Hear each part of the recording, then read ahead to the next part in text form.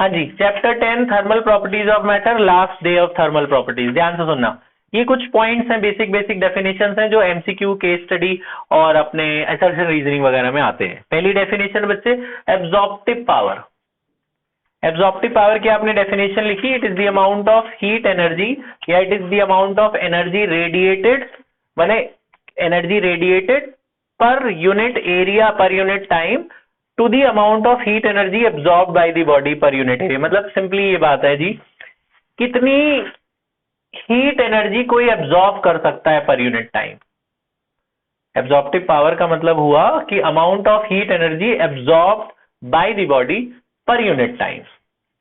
कि भाई इस पे लाइट पड़ी, हर सेकंड में कितनी हीट एब्जॉर्ब कर रहा हूं, मेरी एब्जॉर्बिंग पावर क्या है। वही बात है ना, जैसे आप एब्जॉर्ब कर रहे हो, जो भी आपको बोला जा रहा है आप कुछ एब्जॉर्ब कर रहे हो, तो ये एब्जॉर्प्टिव पावर हीट से रिलेटेड है। तो इसकी बेसिक डेफिनेशन क्या है, it is the amount of heat energy absorb by the body per unit time for a particular given unit wavelength. जिस वेवलेंथ की हम बात कर रहे हैं उस वेवलेंथ में उसने कितनी हीट एनर्जी एब्जॉर्ब करी है, एब्जॉर्प्टिव पावर पर सेकंड में कितनी हीट एब्जॉर्ब कर पा रहा हूं, सिंपल।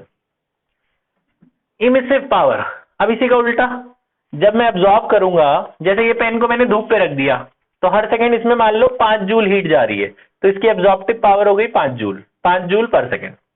फिर मैं इस पेन को लाऊं धूप से और इधर ठंड वाले कमरे में रख दूं, तो अब मैं अगर ऐसे सेकूंगा तो उसमें से हीट आई नजर आएगी ना, हीट आते हुए नजर आएगी, है ना। हमें लगेगा, महसूस होगी कि भैया हीट आ रही है, हीट इसमें से दिख रही आ रही है, दिखेगी नहीं, महसूस होगी। तो emissive power is the amount of heat energy radiated per second per unit area by the body. कितना हीट एनर्जी वो निकाल रहा है, एमिट कर रहा है पर सेकेंड या पर यूनिट टाइम पर यूनिट एरिया।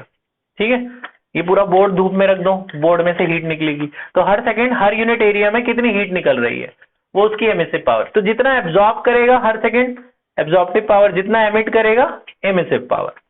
एमिसिविटी क्या होती है, एमिसिविटी को ये लोग स्मॉल ई से डिनोट करते हैं, इसमें मैंने शायद लाइन छुड़वाई थी। एमिसिविटी का ये लोग फॉर्मूला देते हैं, एमिसिविटी ये इस तरह से, ये साइन होता है बच्चे, इसे एप्सिलॉन कहते हैं। Emissivity is E by E. ये क्या है, अगर देखो दो तरह की बॉडी, जैसे ये पेन है, ये वाइट है, इसको मैंने धूप में रखा, इसने एब्जॉर्ब करी 5 जूल हीट, ठीक है ना। और एक बता होता है ब्लैक बॉडी। ब्लैक बॉडी एक ऐसी बॉडी होती है जिसपे जितनी हीट पड़ती है सारी एब्जॉर्ब कर लेता है। पता है कोई रेड क्यों दिखता है, क्योंकि विबग्योर में से वो रेड कलर को रिफ्लेक्ट कर देता है, उसका अपना कलर रेड है इसलिए वो रेड एब्जॉर्ब नहीं करता, सारे कलर एब्जॉर्ब कर लेगा, रेड अपना कलर है वो एब्जॉर्ब नहीं करेगा, रेड रिफ्लेक्ट करेगा इसलिए रेड दिखता है। ब्लैक बॉडी में विबग्योर में से कोई भी कलर नहीं है, तो जो भी लाइट उस पर पड़ेगी सारी एब्जॉर्ब कर लेगा, कुछ भी रिफ्लेक्ट नहीं करता। तो एमिसिविटी क्या होती है, एमिसिविटी होती है कि मान लो तुम्हारी बॉडी ने 5 जूल हीट एब्जॉर्ब करी और उसी जगह पे मैं अगर ब्लैक बॉडी रखता तो वो 10 जूल एब्जॉर्ब करती, तो आपकी बॉडी ने कितना एब्जॉर्ब करी टू दी एमिसिविटी ऑफ, या टू कितनी एमिट करी, आपकी बॉडी ने 5 जूल, मान लो आपने लिया 5 जूल एमिट कर रहा है वो, और ब्लैक बॉडी उसी जगह पे धूप में से बाहर लाओ तो वो 10 जूल एमिट कर रहा है। तो आपकी बॉडी की हीट पर यूनिट ब्लैक बॉडी की हीट, ब्लैक की हमेशा ज्यादा होगी, तो आपकी बॉडी की हीट थी 5 जूल और ब्लैक बॉडी की कितनी थी 10 जूल, तो 1/2 यानी कि 50% ले ना, तो माने आपकी बॉडी ब्लैक बॉडी से कंपेयर करें तो 50% हीट एमिट कर पा रही है, तो उसकी एमिसिविटी कहलाती है। Emissivity is a ratio of heat energy emitted by the body, आपकी body per unit black body अगर होती तो वो कितना एमिट करती, उससे कंपैरिजन है, समझिए। तो आपकी बॉडी कितना एमिट कर रही है टू दी ब्लैक बॉडी कितना एमिट करेगी, उस रेशियो को एमिसिविटी कहते हैं। बात समझ में आई। और ब्लैक बॉडी आपको बता दिया, it is an ideal body which absorbs all the radiation incident on it. तो उसको जब लाएंगे वापस ठंड में रखेंगे तो फिर एमिट भी तो करेगी वो, है ना। तो जितना वो एमिट कर रही है और जितनी आपकी बॉडी ने एमिट करी थी उसकी रेशियो को एमिसिविटी कहते हैं। इसी से रिलेटेड है एक लॉ, उसे कहते हैं बच्चों Kirchhoff's law. Kirchhoff's law, Kirchhoff's ने बोला, किरचॉफ की स्टेटमेंट है, it state that the heat radiation, the ratio of emissive power to the ratio of absorptive power is always a constant. देखो ये पहले कोई क्या करेगा, पहले कोई एमिट करेगा कि पहले एब्जॉर्ब करेगा? पहले एब्जॉर्ब करेगा तब एमिट करेगा ना। तो यही उसने बोला कि emissive power small E to the emissive power को ई लैम्डा से डिनोट करते हैं, एब्जॉर्प्टिव को ए लैम्डा। इनकी जो रेशियो होती है e lambda by a lambda, that is always a constant, है ना। आपने एब्जॉर्ब करा 100 जूल, धूप में रखने पे आपने कितना एब्जॉर्ब करा? मान लो 100 जूल। 100 में से लेकिन जब आप ठंड में लाए तो वो 40 जूल ही रिफ्लेक्ट कर पा रहा है, एमिट कर पा रहा है, तो उसकी 40% मानी जाएगी ये रेशियो, है ना।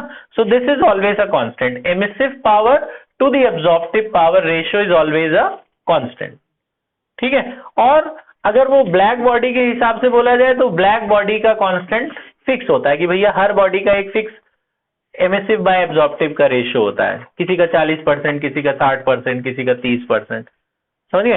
तो एमिसिव बाय एब्जॉर्प्टिव का रेशियो हमेशा फिक्स रहता है, हमेशा कांस्टेंट रहता है, वो बदलता नहीं है अगर उस वेवलेंथ की बात करी जाए।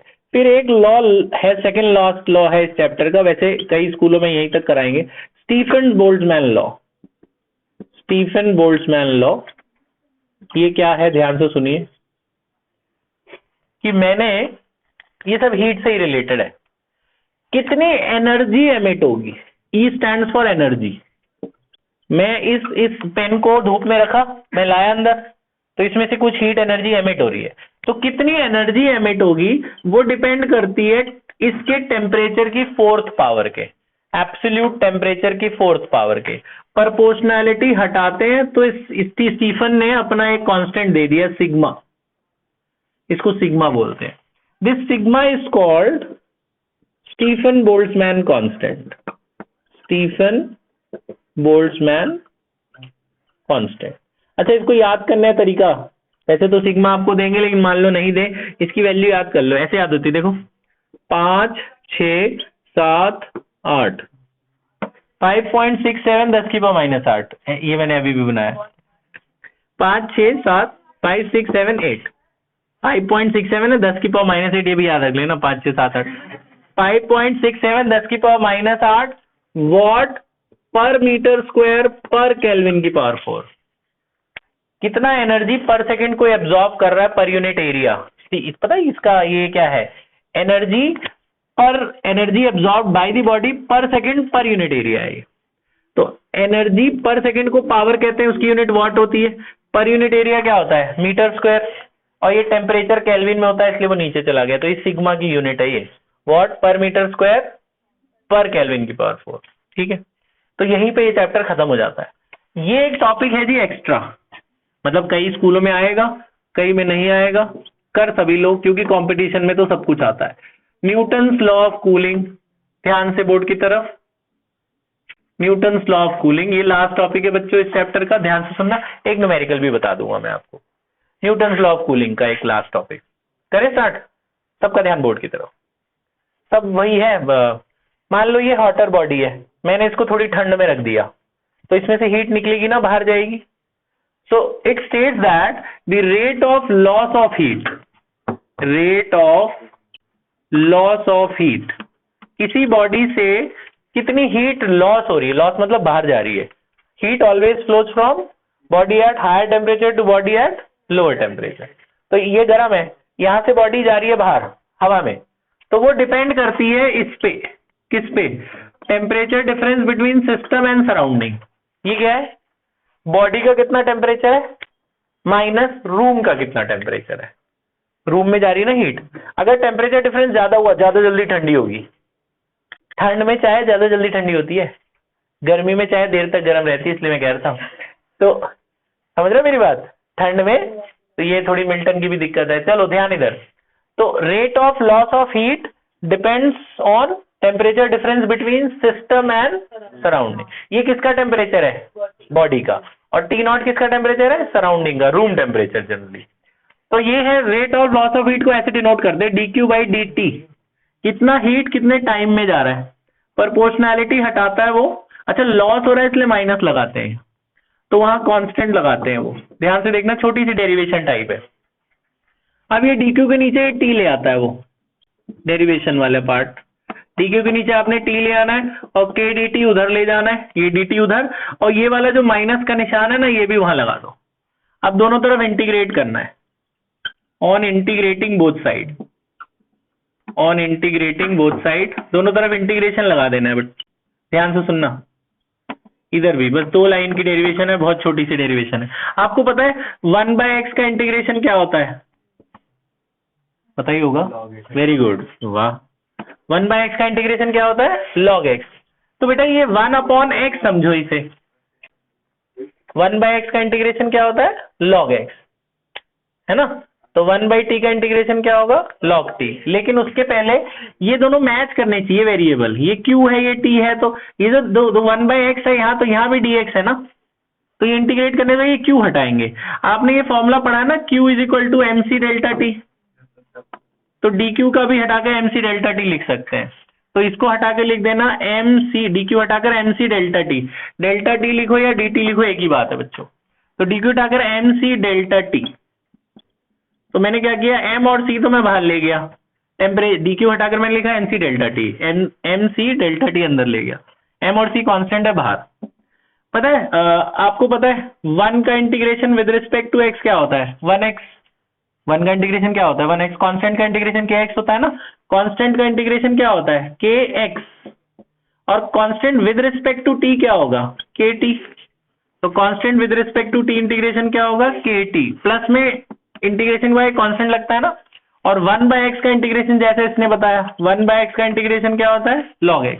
तो इसे x समझो, तो 1/x का इंटीग्रेशन क्या कर देना? log x, यहां मॉड लगा देना, बस ऐसे ही छोड़ देना। This is the final step of Newton's law of cooling. ये न्यूटन लॉ ऑफ कूलिंग की फाइनल स्टेप है। क्या करा फिर से देख लो, dq/dt = k इंटू दिस करना टेम्परेचर, dq हटाकर ये लिख देना mc delta t, mc delta t dt, दोनों तरफ इंटीग्रेट कर देना। 1/t का इंटीग्रेशन log t और इधर k dt का इंटीग्रेशन kt, बस ऐसे ही छोड़ देना प्लस कांस्टेंट लगा के, ठीक है। अगर ये आपके यहाँ आया तो अब इसके ऊपर एक न्यूमेरिकल भी देख लो, इसी रिकॉर्डिंग में खत्म हो जाएगा ये पूरा टॉपिक। बेटा उधर की तरफ कर दे इसको, एक question Newton law of cooling पे, क्योंकि ये क्वेश्चन आता है, मतलब अगर ये चैप्टर आएगा तो ये क्वेश्चन आएगा। बेटा ध्यान बोर्ड की तरफ सुनना ध्यान से, मैं क्वेश्चन बता रहा हूं, ऐसा आपको एक मिलेगा वो करना, ये नहीं करना, ये बस आपके समझने के लिए। A body cools from 70 degree Celsius to 20 degree Celsius या 10 डिग्री सेल्सियस, कम ज्यादा कर दिया, 25, 70 से 25 डिग्री सेल्सियस बॉडी ठंडी हो जाती है 5 मिनट में। तो 80 से 80 डिग्री सेल्सियस से 30 डिग्री सेल्सियस कितनी देर में कूल होगी अगर रूम टेम्परेचर 20 है तो? 20 डिग्री सेल्सियस। क्वेश्चन समझ में आ गया? 70 से 25 5 मिनट में कूल होती है, 80 से 30 कितनी देर में कूल होगी, ये क्वेश्चन है बस। और रूम टेम्परेचर कितना है? 20 डिग्री सेल्सियस। क्वेश्चन समझ में आ गया? ठीक है, 80 से 30 का निकालना है, ठीक है। ये लाइन मिटा रहा हूं मैं, यहां जगह चाहिए मुझे 80 से 30 का। तो शुरुआत बेटा इसकी ना ऐसे करते हैं, जरा मैं आपको शुरुआत बता दूं। ये लॉग वाले से मत करना, बहुत बड़ा हो जाता है लॉग से। एक मैं आपको न्यूटन लॉ ऑफ कूलिंग का ही स्टेप है वो बता रहा हूं, वो सुनिए जरा ध्यान से। क्वेश्चन ये है कि rate of loss of heat, यही कंसेप्ट है ना, rate of loss of heat is equal to this dq/dt = k × t - t0, है ना। तो इसी कंसेप्ट से स्टार्ट करेंगे कि आप जब शुरुआत करोगे तो आप ऐसे लोगे, देखो ऐसे लिखना, rate of loss of heat T, ये कंसेप्ट है, T1 - T2 is equal to K × delta T, ये है फॉर्मूला, इसका शॉर्टकट एक फॉर्मूला है। 70 से 25 कितनी देर में कूल होती है, ये कंसेप्ट है। 70 से 25 कितनी देर में कूल होती है? 5 मिनट में। तो ये लिखना -dq/dt = k × डेल्टा T, यही कंसेप्ट लगाया ना, यही मैंने यहां लिख दिया, ठीक है। तो dq हमें नहीं पता, टाइम हमें पता है, टाइम हमें पता है कि भैया कितनी देर में कूल हो रही है वो? 5 मिनट में। ये डेल्टा टी कैसे निकलता है मैं आपको बता दूं, डेल्टा टी निकलता है, डेल्टा टी का मैं फॉर्मूला बता देता हूं, यहां लिख देता हूं मैं आपको, ये न्यूमेरिकल में जब करना तब लिखना। डेल्टा टी होता है बेटा average temperature minus room temperature, average temperature minus room temperature, ये जरा याद कर लेना।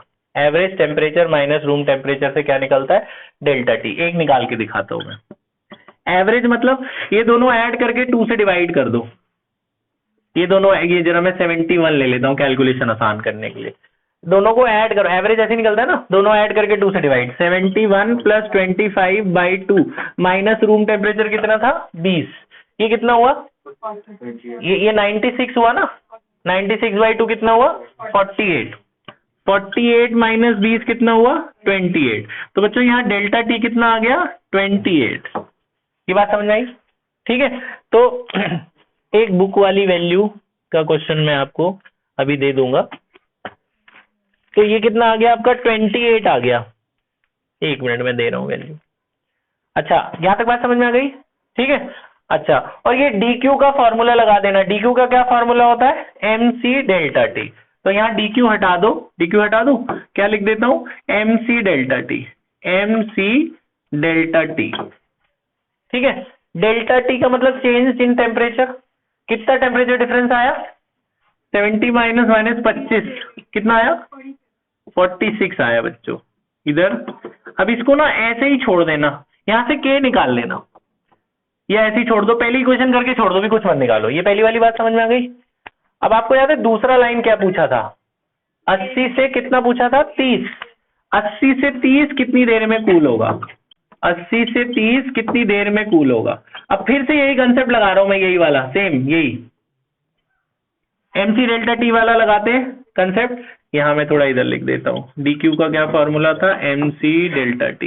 बेटा बोर्ड की तरफ ध्यान, देखिए यही कंसेप्ट मैं फिर से लगा रहा हूं। आप बताओ, ये एम और सी तो सेम ही रहेगा, डीटी, डीटी कितना टेम्परेचर डिफरेंस आया, यही कंसेप्ट से फिर से लगा रहे हैं। डीटी कितना हुआ 80 माइनस 30 कितना आया 50, अपॉन कितनी देर में टाइम होगा वो तो पता ही नहीं है हमें तो यही तो निकालना है ना, टाइम ही तो निकालना है। इज इक्वल टू के into delta T. Delta T कैसे निकलता है, average temperature minus room temperature. ये मिटा के बताऊं, एवरेज टेम्परेचर अब कितना होगा बताओ, 80 plus 30 divided by 2, average temperature ये हो ना, ये कितना आया 55 माइनस 20 कितना हुआ 35। तो यहाँ पे टाइम कितना आ गया 35। ये हाँ बेटा ठीक है ना, 35 आया ना ये। अब मुझे टी पता करना है बस। अब इनको डिवाइड कर दो, equation 1 divided by equation 2 divide करो। एम और सी कट गए, के और की भी कट गया है ना। कोई फोन आ रहा है उधर, काट दे कॉल को, काट दिया। ये रिकॉर्डिंग खराब कर चल रही है, चलो वो अच्छी बात है। अच्छा यहाँ तक बात समझ में आ गई? तो मैंने कहा बेटा ये 2 इक्वेशन बनाना, दोनों को डिवाइड कर रहे हैं, इससे क्या फायदा होगा, इधर इधर तुम लोगों के लिए कर रहे हैं। ये एम और सी कट गया, के और के भी कट गया, बताना क्या बचा इधर, माइनस माइनस भी कट गया। इधर बचा है 46/5, ये नीचे वाला उल्टा हो जाता है ना, टी अपॉन में 50, इधर ये बाई ये होगा 28 डिवाइडेड बाई 35। ये 7 से कट रहे हैं ना दोनों, 7 4 7 5 5 से कट जाएगा 10, ये 10 है ना, समझा रहा है। ये उधर चला जाएगा, ये भी काट दो 5, ये कितना होगा 23। तो ये आ गया 25 इंटू 4 कितना हुआ 100 डिवाइडेड बाई 23। ये पॉइंट में निकाल लेना, 100/23 कितना आएगा 4.9 के आसपास आएगा बेटा। तो 4.9 मिनट लगेंगे अप्रोक्सीमेटली इसे ठंडा होने में। फिर से बताओ ये वाला, ये समझ में आ गया? ठीक है, तो ये आप सारा लिख डालो, ये चैप्टर हमारा खत्म। पॉज कर दे बेटा।